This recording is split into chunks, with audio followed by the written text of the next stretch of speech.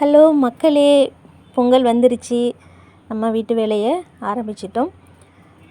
இன்றைக்கி வந்து 5வது நாள். அதனால் மொதல் நாள் நம்ம பூஜைக்குரிய சாமானை கழுவி வச்சுருவோம். ஏன்னா அதுக்கப்புறம் அங்கிட்டு நாள் சரி கிடையாது. செவ்வாய்க்கிழமை கழுவ முடியாது, புதன்கிழமையும் கழுவ முடியாது, வியாழக்கிழமை பொங்கல் நேரத்தில் உட்காந்து நம்ம கழுவிட்டு இருக்க முடியாது. அதனால் நம்ம பூஜைக்குரிய சாமானை மட்டும் ஃபஸ்ட்டு கழுவிட்டோம்.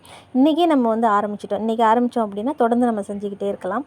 அதாவது ஒத்தப்படையில் தான் ஆரம்பிக்கணும்னு சொல்லுவாங்க. அதாவது 5, 3 அந்த மாதிரி, 7 அந்த மாதிரி.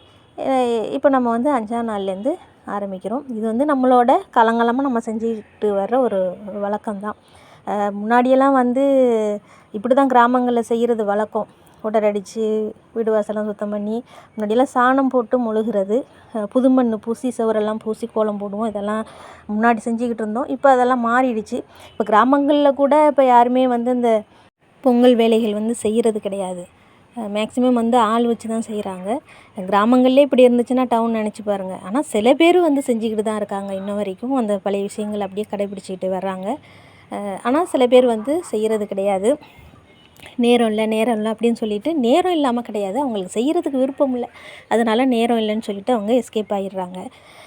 இந்த வீடியோ எதுக்கு அப்படின்னு பார்த்தீங்கன்னா, நிறைய வீடுகளில் நான் பார்த்துருக்கேன். இந்த பூஜைக்குரிய சாமான் வந்து பார்த்திங்கன்னா அப்படியே கருப்பாக கனங்கரேன்னு இருக்கும்.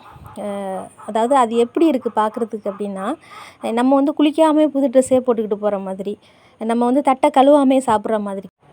அந்த விளக்கை கழுவுறதுக்கு ஒரு 10 நிமிஷம் தேவைப்படுமா? ஒரு அரை மணி நேரம், வாரத்தில் ஒரு அரை மணி நேரம் கூட நமக்கு நேரம் இருக்காதா என்ன? நிறைய வீடுகளில் நான் பார்க்குறேன். ஒரு மாதிரி அப்படியே கருப்பாக அப்படியே பச்சை கலரில் பாசி பிடிச்சி போயிருக்கும். அதை வந்து அதோடையே அவங்க விளக்கு போட்டுக்கிட்டே இருப்பாங்க. ஆனால் பெரிய பக்திமான் அப்படி இப்படின்னு சொல்லிப்பாங்க. ஆனால் இந்த மாதிரிக்கே இருக்கும். அப்போ அவங்களுக்கு பார்க்குறப்போ அது ஒரு மாதிரி இருக்காது. இப்போ நம்ம வந்து ஒரு எப்படி சொல்கிறது, குளிக்காமலேயே அழுக்காக இருந்தோம்னா ஒரு மாதிரி இருக்கும்ல, அந்த மாதிரி தெரியாத ஒரு ஃபீல் வராது. எனக்கு வந்து அந்த மாதிரி ஒரு ஃபீல் இருக்கும். ஐயோ, இது ஒரு மாதிரி இருக்கே, அதோடையே நம்ம செய்கிறோமே அப்படிங்கிற ஒரு மாதிரி மனசு சங்கடமாக இருக்கும். தயவு செஞ்சு நீங்கள் வந்து அந்த ஒரு அரை மணி நேரம் நான் வாரம் கழுவி வச்சிடுறதுனால அது வந்து கொஞ்சம் பார்க்குறதுக்கு புதுசு மாதிரியே தெரியும். நம்ம விளக்கிட்டோம், புளி உப்பு இந்த விம்பார் அதெல்லாம் போட்டு விளக்கம்னாவே நல்லா பளிச்சுன்னு வந்துடும். ரொம்ப கஷ்டமெல்லாம் கிடையாது, ஈஸி தான்.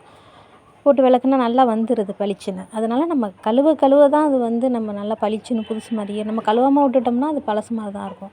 ஏன் அவங்க அப்படி கேட்குறாங்கன்னு பார்த்தா தான் தெரியுது. அவங்க வீட்டில் வந்து அது கருப்பாக பாசி பிடிச்சி போய் ஒரு மாதிரி இருக்குது.